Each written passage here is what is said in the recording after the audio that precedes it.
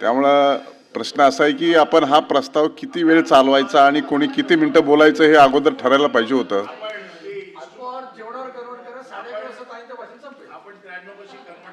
हां, उपसभापती निलमताई गोरे. आज आम्हाला निरोप समारंभ आहे आणि अनेक वेळेला पक्षाने मला संधी दिली. माननीय सभापती महोदय, समोर इतका वेळ उपस्थित असलेले माननीय उपमुख्यमंत्री एकनाथजी शिंदे, आमचे सर्व विविध पक्षांचे आमदार, 9 जणांना आज निरोप मिळणार आहे आणि तो 13 मेला निरोप मिळणार आहे. सोशल मीडियावरती येते की आज निरोप म्हणजे आजपासून घरी, पण 13 मेपर्यंत आहे. तर त्याच्यामुळे काय झालंय, मला फोन यायला लागले की मेसेज की आम्ही तुमच्या बरोबर आहोत वगैरे, तर मला कळेना काय झालं ते. तर त्याच्यामुळे 13 मे पर्यंत आहे. हे सोशल मीडियाला जरा कळायला पाहिजे, कारण ते प्रचंड वाट बघताय तो निरोपाची कायमच्या. तर नाही, तसं काही म्हणणार नाही मी. सन्माननीय उद्धवजी ठाकरे शिवसेनेचे नेते, तसंच अमोल मिटकरी राष्ट्रवादी काँग्रेस पक्षाचे, शशिकांत शिंदे राष्ट्रवादी काँग्रेस पक्ष, राजेश राठोड काँग्रेस, संदीप जोशी भारतीय जनता पक्ष, दादाराव केचे भारतीय जनता पक्ष, संजय केणेकर आणि रणजितसिंह मोहिते पाटील भारतीय जनता पक्ष, या सगळ्या सदस्यांची मुदत संपते. आणि सन्माननीय सभापती महोदय, आपल्या सहकार्याबद्दल मी आभार मानते, सगळ्या सभागृहाचे आभार मानते. परंतु 2020ला ज्याला चौथ्यांदा मला संधी मिळाली, त्यावेळेला मला अजिबात कल्पना नव्हती की पुढची 6 वर्ष एवढी अवघड असणार आहेत. कारण कोविड जस्ट सुरू झालेला होता, निवडणुका होतील की नाही अशी शंका होती, आणि नंतरच्या काळामध्ये अधिवेशनच होणार नाहीत, काम करण्याच्या एवढ्या अडचणी येतील याची जाणीव नव्हती. आणि विशेष म्हणजे 2022ला जी विधान परिषदेची आणि राज्यसभेची निवडणूक झाली, त्याच्यानंतर एवढं मोठं शिवसेनेत स्थित्यंतर होईल याचंसुद्धा सुतरामसुद्धा मला कल्पना नव्हती. 24 वर्ष आतापर्यंत काम केलं. आमदार म्हणून काम करत असताना माननीय मी शिंदेसाहेबांचे आभारी आहे, फडणवीस साहेबांचे आभारी आहे. अनेक सदस्यांनी माझा उल्लेख केला. खरं सांगायचं तर इतक्या दिवसांचा विक्रम मी केला आहे मला शिंदेसाहेबांमुळे कळलं. कारण वर्ष कशी गेली आणि कसे दिवस गेले याच्यामध्ये एक एक टर्म, म्हणजे त्याच्यात संजय शिरसाटी होते, शंभूराजे देसाई होते. 2002ला पहिल्यांदा मी ज्यावेळेला आमदार झाले त्यावेळेला हिंदू हृदय सम्राट शिवसेना प्रमुख बाळासाहेब ठाकरे होते, उद्धव ठाकरे होते, नारायण राणेसुद्धा पक्षात होते. त्यामुळे सगळ्यांचं त्याच्यात त्यांची चर्चा झाली आणि मला ज्यावेळेला मिळालं आमदारकी, आता सगळंच खोटं बोलणं पण बरोबर नाही आहे, पण प्रचंड विरोध होता, खूप विरोध होता. म्हणजे तो नंतर मला हळूहळू कळला. आणि त्या विरोधाच्या मध्ये 2005मध्ये नारायण राणे साहेबांनी पक्ष सोडला. त्याच्यानंतर पोटनिवडणुका, मी अगदी एक वाक्यामध्ये एक फेज घेते. म्हणजे मोठ्या साहेबांच्या भाषेमध्ये त्यांनी काय शब्द वापरला रंगशारदामध्ये, तो सुद्धा माहिती आहे आम्हाला, लक्षात आहे. रंगशारदामध्ये मोठ्या साहेबांनी काय शब्द वापरला तोही आम्हाला लक्षात आहे. पण आता सगळ्याच तपशिलात मी जात नाही आहे. आणि त्याच्यानंतर एक पोटनिवडणुका, सभापती महोदय, त्या पोटनिवडणुकांच्या मध्ये रामटेक, दर्यापूर, श्रीवर्धन, कणकवली, वडाळा सातत्याने पोटनिवडणुका. आणि याच्यामध्ये माननीय शिंदेसाहेब, अनिल परब, मिलिंद नार्वेकर, अनेक जण 30-40 दिवस बॅगा घेऊन उन्हामध्ये सगळ्या त्या पोटनिवडणुका जिंकण्यासाठी.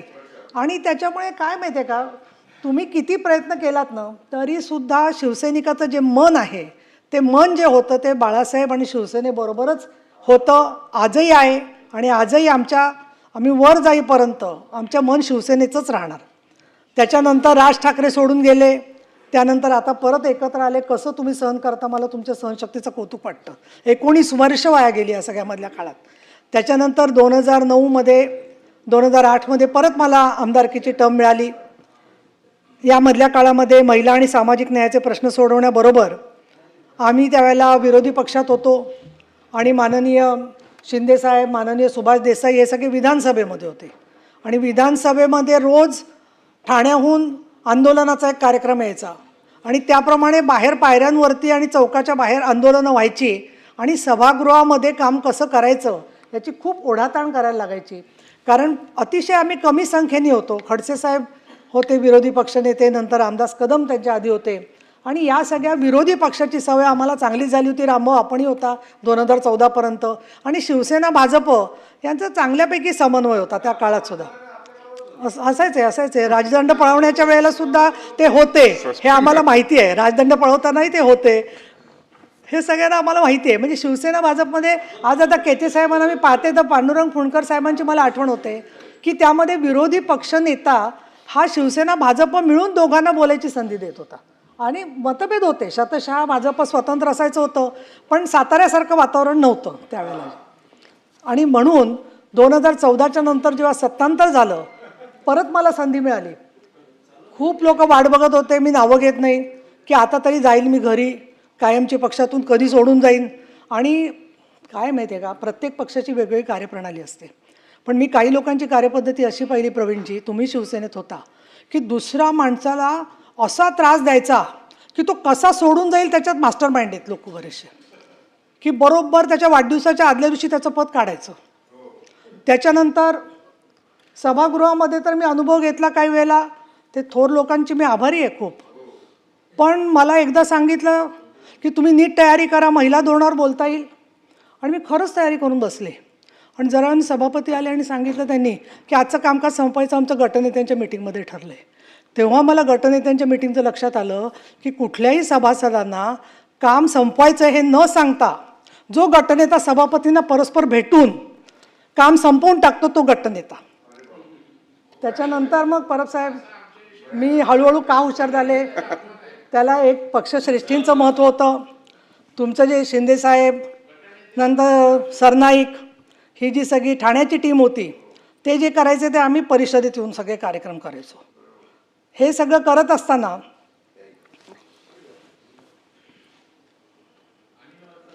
नाही अनिलचा नाही, अनिल खूप सफर केलं अनिलने, पण तरी तो अजून सफर करतो, त्याची सवय जात नाही.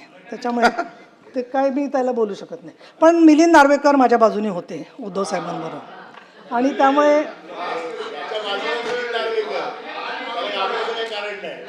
नाही मुळात एक असं आहे, मोठ्या साहेबांचं आणि उद्धव साहेबांचंही लक्ष होतं. मोठे साहेब काय सुरामध्ये मिलिंदशी बोलायचे तुम्हाला सर्वांना स्टोरी माहिती आहे. त्यामुळे काय सोपं नव्हतं शिवसेनेमध्ये सगळं हे काम करणं.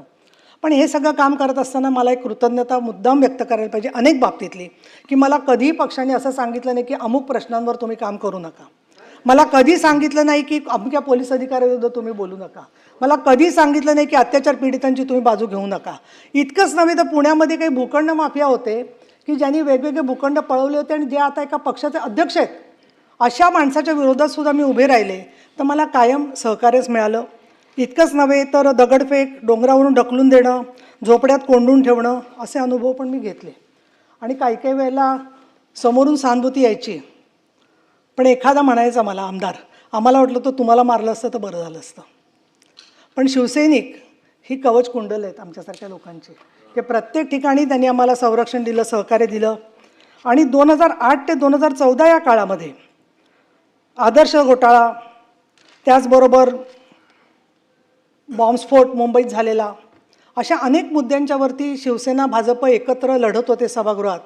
त्यावेळेला मला तर वाटतं 100-1 शोज तरी वेगवेगळे झाले असतील चॅनेल्सवरती, की शिवसेनेकडून मी आणखीन भाजपकडून देवेंद्र फडणवीस साहेब पक्षाची भूमिका मांडायला आम्ही असायचो आणि खूप मोठ्या प्रमाणात प्रवक्ता म्हणून सुद्धा मला काम करता आलं. हे सगळं काम करत असताना 2014च्या पर्यंत आणि आत्तापर्यंत 98, 2004, 2009, 2014, 2018, 2024 अशा 6 लोकसभा आणि विधानसभा निवडणुका आणि त्याचबरोबर महानगरपालिका निवडणुका याच्यामध्ये पक्षाच्या प्रचाराचं आणि प्रवक्ता म्हणून मी काम केलं.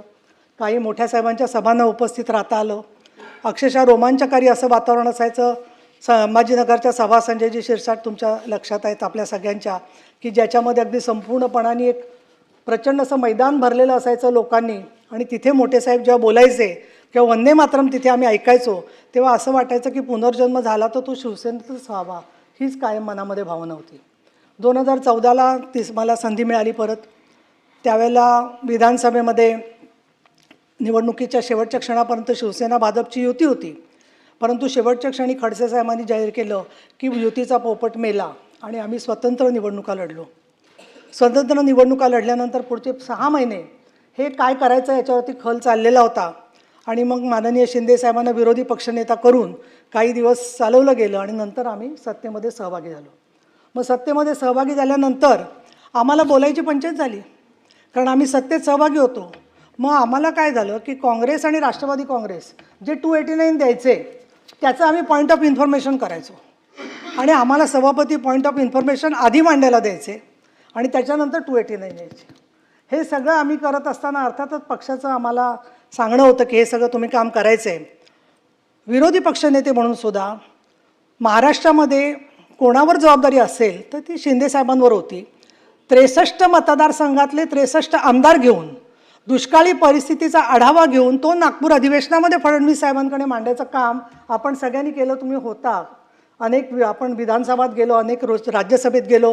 आजसुद्धा विरोधी पक्ष तसं काम करतोय का तुम्ही स्वतःच्या मनाला विचारा की प्रत्येक ठिकाणच्या परिस्थितीचा आढावा घेतला जाणं. आणि 2014पासून ते शिवसेना भाजपचं युती असली तरी आम्ही सारखं ऐकत होतो की मंत्र्यांचे राजीनामे खिशात आहेत.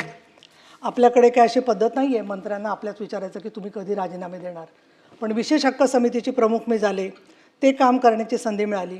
त्याचबरोबर सभागृहामध्ये मांडत असताना बऱ्यापैकी म्हणजे सहकार्य पण काही बाबतीत शासनाचं मिळालं. विशेषतः मला उल्लेख एकाच गोष्टीचा मी करते, अनेक कामं केली त्यापैकी, की स्वच्छतागृहांच्या प्रश्नामध्ये पेट्रोल पंप, सर्व पेट्रोल पंप हे महिलांसाठी किंवा कुठल्याही प्रवाशांसाठी खुले असले पाहिजेत याच्याबद्दलचं मी सूचना दिली सरकारला. आणि त्याला श्री सूर्यवंशी म्हणून सचिव होते, आता मला वाटतं ते मीरा भाईंदरला आहेत. तर त्यांनी ताबडतोब GR काढला आणि सर्व पेट्रोल पंप धारकांची बैठक घेऊन सर्व ही स्वच्छतागृह तेव्हापासून खुली झाली.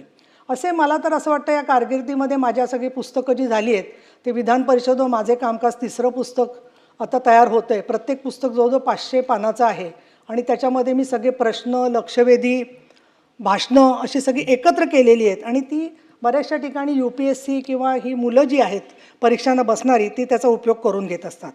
या सगळ्या पार्श्वभूमीवरती शेतकरी कर्जमुक्ती, मंदिर सुधारणं अशी काही कामं, विठ्ठलाचं मंदिर माननीय शिंदेसाहेबांनी खूप मोठा निधी दिला, परंतु भाविकांचे असणारे जे प्रश्न आहेत त्याच्यामध्ये आत्तापर्यंत मी 20 वर्ष आषाढी एकादशीच्या आधी त्या सगळ्या प्रश्नांचा पाठपुरावा करत आले.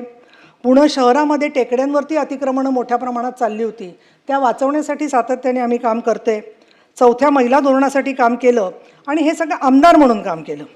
आज उपसभापती म्हणून आता मी 5-6 वर्ष काम करते आहे, पण मला त्याच्यात एक फार मोठं समाधान आहे की तुम्ही सगळ्यांनी मला अतिशय चांगलं सहकार्य दिलं. मग ज्यावेळेला माझ्याकडे चार्ज होता त्यावेळेलाही मला सहकार्य मिळालं.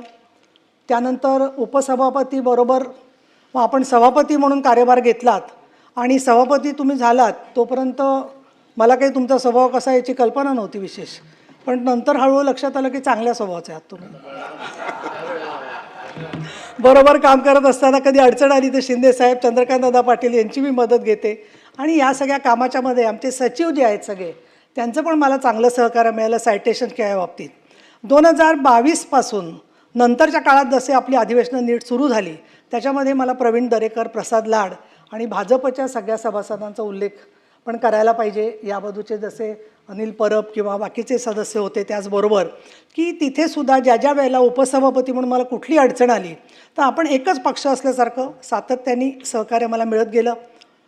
2020ला तर प्रवीण दरेकर विरोधी पक्षनेते होते आणि त्यावेळेला त्यांनी सांगितलं की ताईंना देत असाल तर मी भाषण करत नाही. बसले होते शांतपणे आणि भाषण केलं नाही. नंतर मला विधान परिषद मिळाली पक्षाकडून. तर अशा बऱ्याच चांगल्या आठवणी आहेत या सगळ्या.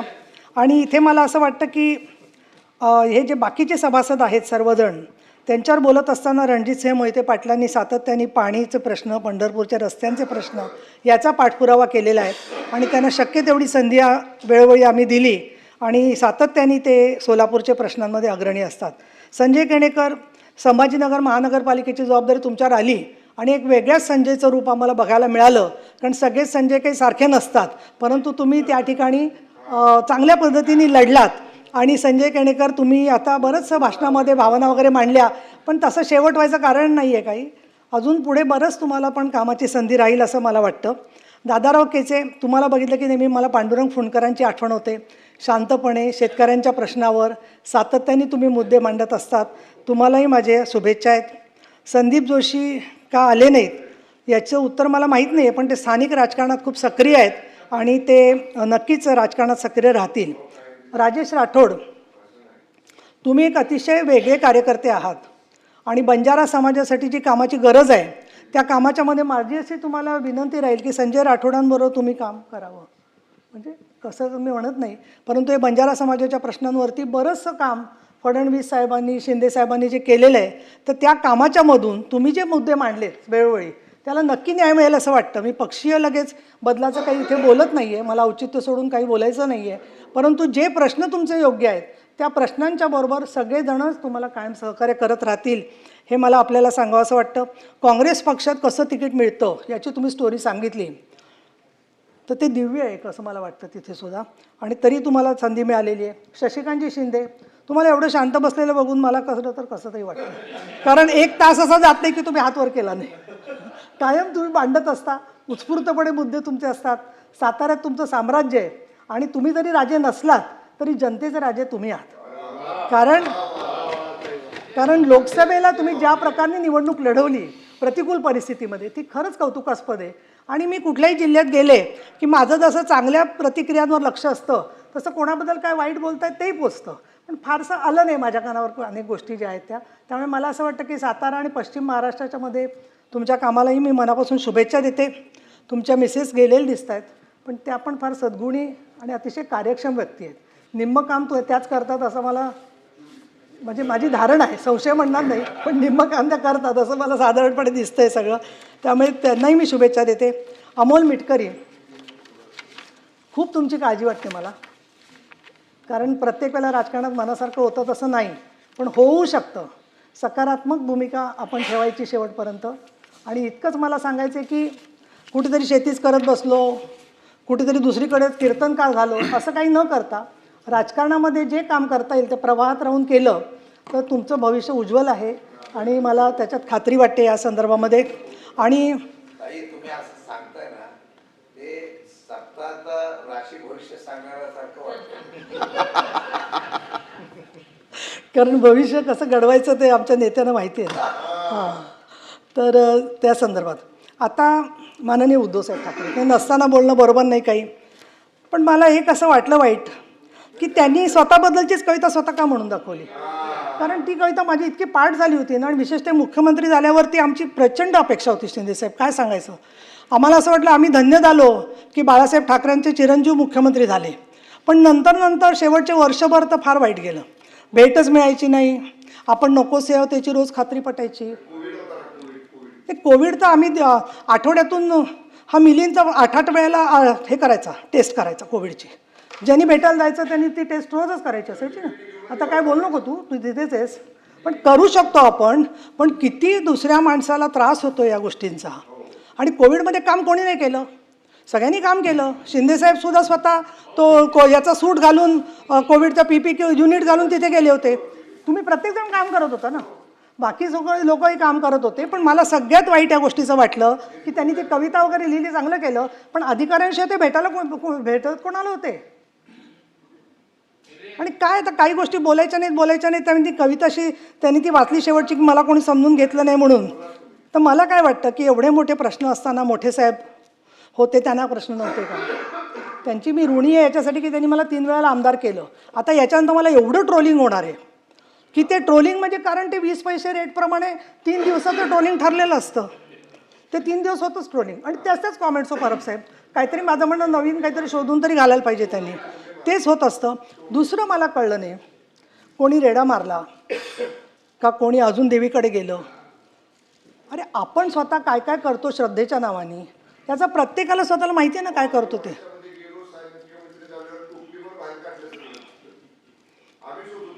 नाही, मुद्दा काय होतो या सगळ्यामध्ये की आपल्याला खरातला पकडायचं आहे, बरोबर आहे, पण त्याच्यासाठी कहीं पे निगाह कहीं पे निशाणा बरोबर नाही आहे प्रत्येक वेळेला बोलणं. बरं, प्रत्येक वेळेला ते असंच बोलतात. टोमणे मारतात, त्याच्यानंतर काहीतरी त्याच्यातून काढतात आणि त्यांची आता कविता नाही, आता प्रश्न काय झाला माहिती आहे का? बोलू नका. नाही, त्यांनी परत यावं. मला काय वाटतं, ते परत आलं तर मला असं देवाकडे मी रोज प्रार्थना करते की रोज ऐकून थोडे तरी जास्त माणसांना भेटायला लागतील. ते नाही, ते देव माझी प्रार्थना ऐकतच नाही. तर माझ्या मनावर काय अवलंबून आहे? ते कोणाचं ऐकतात ते तुम्हाला माहिती आहे, त्या व्यक्तीला सांगा तुम्ही, दुसरं कोण सांगा. हे पहा, मला साधी गोष्ट अशी वाटते, माझी भूमिका जी आहे ती लख पडला प्रकाश दिवट्या मशालीचा, गोंधळाला उभा गोंधळी भवानीचा, मीपणाचा दिमाख तुटला, अंतरंगी आवाज उठला, ऐरणीचा सवाल सुटला. या कहाणीचा आम्ही शिंदेसाहेबांबरोबर काम करायचा निर्णय घेतला. तिथेच आम्हाला प्रश्नांची उत्तरं मिळाली. एक. दुसरं मला असं सांगायचं आहे की सवंगडी सोडून गेले. आपल्या घरचा एखादा सेवक सोडून गेला तरी मी 2 दिवस विचार करते की आपलं काही चुकलं आहे का. 60 लोक 70 लोक सोडून जातात, हजारो जिल्हा प्रमुख निघून जातात, त्यांचा काहीच विचार का नाही मनामध्ये करत. आणि परत ते म्हणतात मला समजून घेतलं नाही. अहो, तुम्ही त्यांना समजून घेतलं नाही म्हणून ते सगळे निघून गेले.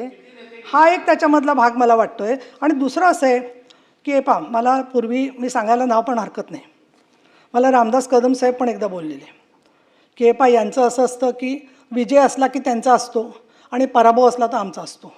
ते मला मी कधी विजयाच्या मिरवणुकीला जात नाही. आता इतके झटले लोक महानगरपालिकेसाठी, पण त्याच्या कमिट्या करताना यांना एक शब्दांनी सुद्धा विचारलं नाही. ती पद्धतच आहे. शेवटी कसं आहे की किती प्रमाणामध्ये सहन करायचं याची प्रत्येकाची मर्यादा ठरलेली आहे. मला तर असं वाटतं की अनेक वेळेला अनेक लोक शेवटी आजारी पडतात, त्यांना काही काय होतात गोष्टी, आणि तरी ते सहन करत राहतात.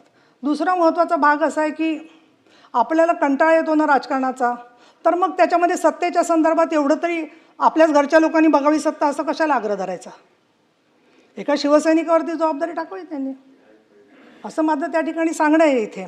आणि मी असं म्हणेन या संदर्भामध्ये की सगळं मला काळजी या गोष्टीची वाटते की मध्यंतरी इंडस्ट्रीजचे काही लोक सांगत होते की त्यांना असं वाटते की शिवसेना एवढ्या का झाल्यात, राष्ट्रवादी एवढ्या का झाल्यात, आणि म्हणून कुठली तरी शिवसेना संपवून टाकायची, कुठली तरी राष्ट्रवादी संपवून टाकायची, असा विचार काही लोकांच्यामध्ये सातत्याने चाललेला आहे. आणि अशा वेळेला शिकस्त करतो आहे आम्ही प्रत्येक बाबतीमध्ये सहकार्य करण्याची. आणि म्हणून मी तर असं म्हणेन, आयुष्याला द्यावे उत्तरं, अशा पद्धतीने जगावं. आज जे काही अतिशय सुंदर शब्द वापरले, मी ऋणी आहे फडणवीस साहेबांची, शिंदे साहेबांची. आणि अजून जी काही संधी मिळेल तर त्या संदर्भामध्ये शेवटी पक्ष शेवटी जी जबाबदारी टाकतील ती स्वीकारायची असते. त्यामुळे असे जगावे दुनियेमध्ये आव्हानाचे लावून अत्तरं, नजर रोखुनी नजरेमध्ये आयुष्याला द्यावे उत्तरं. नको गुलामी नक्षत्रांची, भीती आंधळ्या ताऱ्यांची, आयुष्याला भिडतानाही चैन करावी स्वप्नांची. हेच पुढच्या 2 वेळी शिंदेसाहेबांना उद्देशून आहेत. असे दांडगी इच्छा ज्याची, मार्ग तयाला मिळती 70, नजर रोखुनी नजरेमध्ये आयुष्याला द्यावे उत्तर. सामोरं जाणं हे पाय असावे जमिनी. मला काय वाटतं माहिती आहे का, मी शत्रूंमध्ये प्रतवारी करायची प्रयत्न केला ना, तर तुला नंबर 1 देईन मी. आणि 20ला मी झाले तर साहेब, तर तेव्हा या म्हणाला ॲक्सिडेंटली कोविडमुळे या झाल्या नाही, त्यांना मिळाली नसते. आता काय म्हणजे बोलायला लावतोस तू असं करून. पाय असावे जमिनीवरती कवेता अंबर घेताना, हसू असावे ओठावरती काळीज काढून देताना, संकटासही ठणकावून सांगावे आता हे 72, नजर रोखोनी नजरेमध्ये आयुष्याला द्यावे उत्तर. करून जावे असेही काही दुनियेतून या जाताना, गहिवर यावा जगास साऱ्यात निरोप शेवटचा देताना, स्वर कठोर त्या काळाचाही क्षणभर व्हावा कातर कातर, नजर रोखोनी नजरेमध्ये आयुष्याला द्यावे उत्तर. ही गुरु ठाकूर यांची कविता आहे. आज रामभाऊ सभापतींना फार मोठं सहनशक्ती ठेवायला लागते, त्यामुळे आज तुम्हाला ती मजा आली असेल सगळ्या एवढी भाषणं ऐकायची वगैरे. पण मग तुमचं आम्हाला कायम सहकार्य असतं आणि त्याच्यामुळे खूप चांगलं काम करता आलं. मी आपली सगळ्यांची आणि सभागृहाची ऋणी आहे. धन्यवाद. जय महाराष्ट्र.